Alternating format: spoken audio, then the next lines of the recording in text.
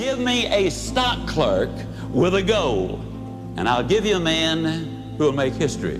But give me a man without a goal, and I'll give you a stock clerk.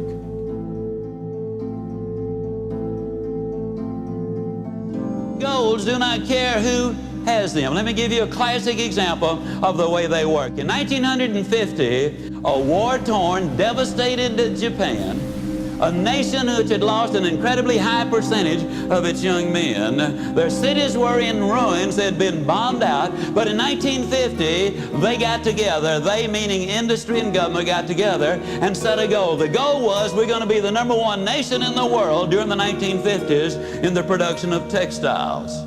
In 1959, ladies and gentlemen, they accomplished that objective. In 1960, they set another goal. We're going to be the #1 nation in the world in the production of steel.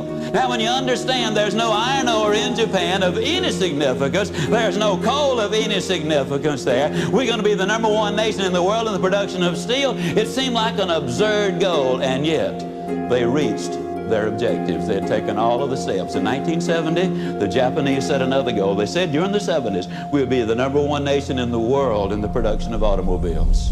They missed it, folks. 1 year. It took them until 1980. In 1980, they set another goal, and this time their goal was, we're going to be the #1 nation in the world in the production of computers and electronics. Yes, indeed, ladies and gentlemen, you absolutely must have those goals. You got to write them down. You got to put a date on it. You got to identify those obstacles. You've got to identify the people, the groups you need to work with. You got to find out what it is you need to know. You got to develop a plan of action, and you got to write it down. What's in it for me? For 10 or 15 years, I was going to write a book. You know anybody who's going to do just a whole lot of things, folks? But it wasn't until I got busy writing the book and writing the plans first before the book ever materialized. When I started to write the book, I took precisely the same steps that I'm talking about. I wrote down the objective. I wrote down the time I completed or expected to complete the book. I identified the obstacles there. And yes, I know this is repetitious. It's the mother of learning. I wrote out and identified the people, the groups, the organizations I needed to work with. I devised a plan of action to do it. I spelled out what I needed to know, and I wrote it all down. What's in it for me? Now, that's a formula that I have just given you, pure and simple.